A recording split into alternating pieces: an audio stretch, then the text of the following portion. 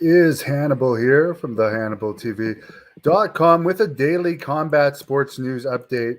Something interesting that was reported by Clutch Point is in 2022, UFC made more than all the other MMA and boxing promoters combined, $387 million profit. Now, the interesting thing about this is they're still not paying fighters that great. Opening match fighters are getting like $10,000 to $12,000, and then they got to pay cornerman and other fees. Um, and then the bonuses are still 50,000, so they're making like 387 million dollars profit. 387 million, and these guys are getting brain damage for potential bonuses of 50,000. So not great pay for the fighters. Apparently CM Punk is still refusing to go back to work. They want him to be part of this collision. He was supposed to be a star of this AEW collision show. But I guess we'll find out tomorrow night whether it's going to be in Chicago or Jacksonville. And if it's in Chicago, it means it's more likely CM Punk will be on it.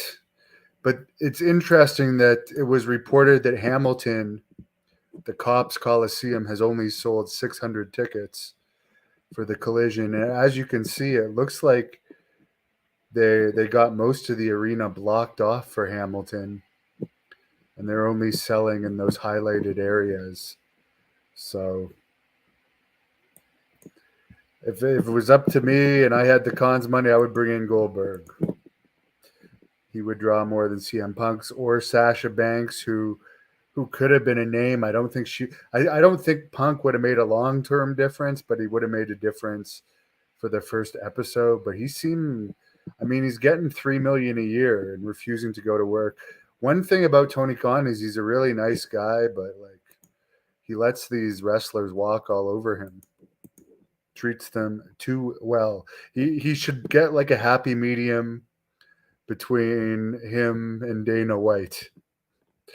Which, by the way, Dana White has a net worth of over 500 million and makes 20 million a year from UFC alone. And by the way, to keep into perspective how much UFC is profiting, 387 million, Matchroom only made 14 million profit last year, another big company. Co-creator of Dark Side of the Ring, Evan Husney, who I have an interview with on this channel, says despite Vice declaring bankruptcy, Dark Side of the Ring, the fourth season is premiering as advertised and is going to run as advertised beginning May the 30th on Vice and Crave TV in Canada. It's crazy how they don't have a location. And I checked Toronto, they have supposedly a little over 1,500 tickets sold for that arena, but they don't have the seating chart up yet. Mike, Punk is like the ultimate diva. I think Punk might be the biggest diva in wrestling history. Yeah, James, you nailed it. Tony Khan treats them good, but the talent walks all over him. Hey, Tony, I would love one of those. I understand like the minimum contract there is 150 grand. I've never made 150,000 a year. I won't complain if I only have to wrestle 2 or 3 times a year. Like, how many times did Miro wrestle last year? When's the last time Jake the Snake Roberts was used and he's under contract? When's the last time Jake the Snake Roberts' protege was used by AEW? I know they're allowed to work indies, but I forget his name. But the tall guy from New Japan, like he's still under contract. I think Vince Russo. I mean, I like Tony Khan. I really do like him, but it is kind of true what Vince Russo says, that he collects wrestlers, but it's good that he's giving guys like Jake the Snake paydays. Yeah, I think Punk deserves the Divas title for sure. Lance Archer. Jack Kilby tells me Lance Archer, which, by the way, Jack Kilby and I later tonight are doing a live commentary on the full event video of Great North Wrestling from Ottawa. And he announced today that Nunzio is replacing C.W. Anderson as the Blood Hunters opponent July 15th in Smith Falls, Ontario, because C.W. Anderson got a movie role. That's his excuse. He might be just chickening out. But I think Nunzio against the Blood Hunter is a better match, and I think the fans will like that more. Also on that show is Carlito. There's going to be a lot more announced. Magnum McLaren, who there's some sort of bizarre association with Jack Kilby, but I understand that the president of Great North Wrestling has something to say about what went down with Jack Kilby, Wes Briscoe, and Magnum McLaren that's in this full event video. So we'll see. Ben Richardson, thank you for the $5 tip. I appreciate it.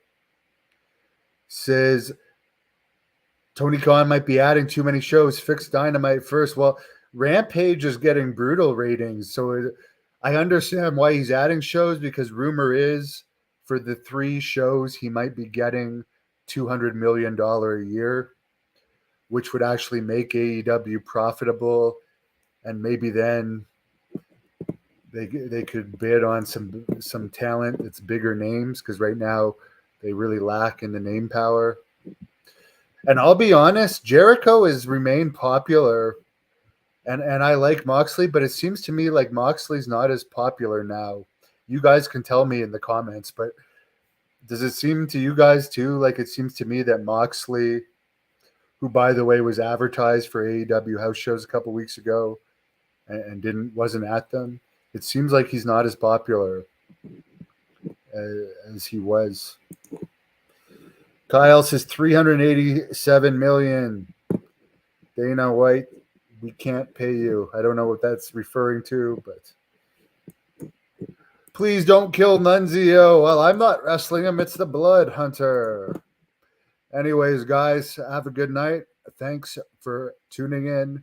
And yeah, let me know in the comments. Maybe I'm just not watching it enough, but I'm not feeling a buzz around Moxley anymore. I feel that Jericho is still hot. I feel like Punk is more people are turning on him with the more diva antics he pulls. I feel Omega and the Bucks are hotter than they were in the past, but I feel like and Cody Rhodes is hotter and from WWE, but as far as Moxley, I feel like he's getting less popular. I don't know. Maybe that's just.